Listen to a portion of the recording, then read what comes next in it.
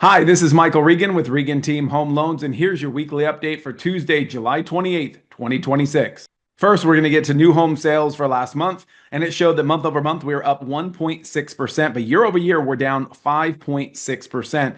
Now, with new homes, a lot of the new homes that are for sale aren't actually ready to be moved into. So when you see that there's a 9 month supply, that's not exactly accurate because in this number, only 118,000 are completed and buyers can actually buy. 254 under construction and 113,000 aren't even started. So if you look at that, the actual month supply is way lower, but the media likes to report the big scary number showing, like new home construction, is really slowing down, and that's not necessarily the case. Then in existing home sales, so existing home sales for June, we're down 2.4% month over month. Now they are up 2.8% year over year, and there's a 4.6 month supply. So that is exactly a neutral market. When you have 4.6 month supply, that means equal buyers and sellers. So essentially, there's not a seller pricing pressure, there's not a buyer pricing pressure nationally. Now, of course, there are certain markets that may be different, but nationally, we are seeing a very even supply. And the good news is you are still seeing 21% of homes sold over list price. So again, the market's not on fire, but it is steady. And then in the pending home sales, so pending home sales were down 5.4% month over month, and they're down year over year a little bit. And what's going on is the uncertainty. Uncertainty is bad for buying homes because when you have rates elevated because of oil and the conflict in Iran, any of that uncertainty gets people to put things on pause. And obviously the increase in fuel costs and oil costs transcends throughout the entire system, making it more expensive. So you do see a slowdown. So it's not a shock that we see this. That being said, if you look overall on the health of the housing market with what we've gone through this year, it's pretty impressive and just shows how much demand is going to be there whenever rates do come down. And Case-Shiller shows that, well, we had a little dip seasonally adjusted, non-seasonally adjusted. We were up 0.6 month over month and 1.1% year over year. So again, what you're seeing on the ground right now is that home prices are going up. Not crazily, but they are going up. So that's really good news if you buy now, because that compounding appreciation really makes a big difference and builds wealth. Now to new home construction. So new home construction was down 3% month over month and down 2.3% year over year. Starts were up though big, which is typical in the summer season. And then construction, actually the building of homes, is down 0.2 month over month and 6.2% year over year, but completions are up. So this is just showing kind of a wavy market in terms of we're not oversupplying. So we know that to keep up a normal population growth, we need to have between 1.8 million and 2 homes built a year. Well, we're not seeing that anywhere. So it just shows that housing, this is going to keep, we're not bringing a lot of new home inventory on there. So that's going to keep home prices on existing homes very stable because there's not going to be a glut of inventory. Now to something to keep an eye on is U.S. real average hourly earnings. So what this is looking at is taking into account inflation and making sure what you're bringing home will account for that and then some.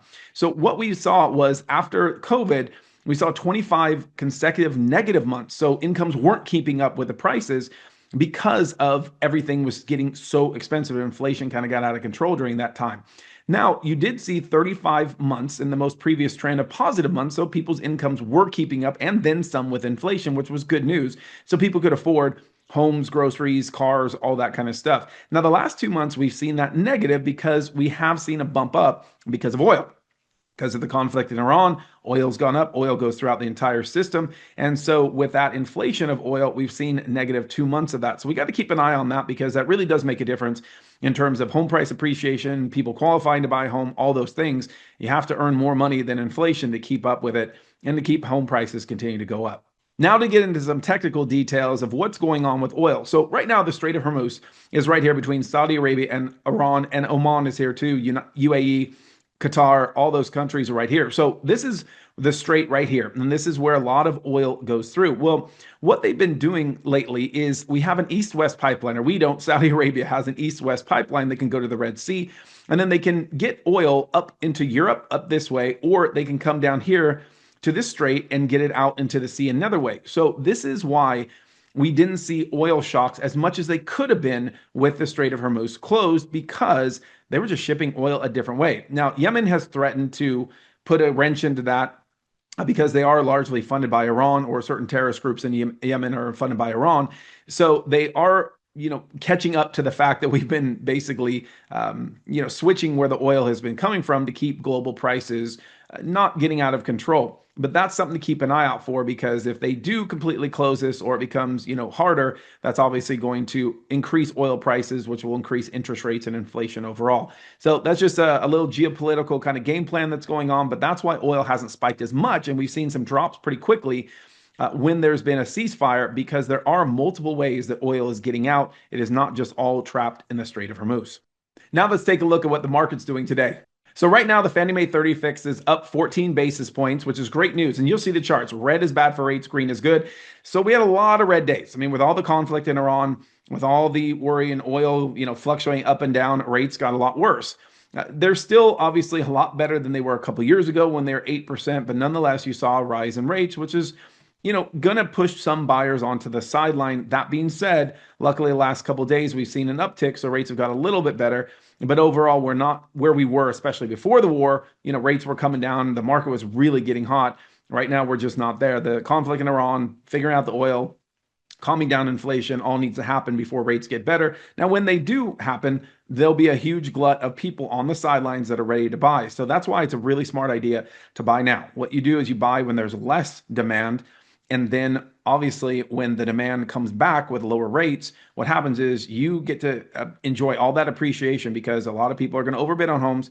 They're going to, home prices are going to go up like they always do when rates go down.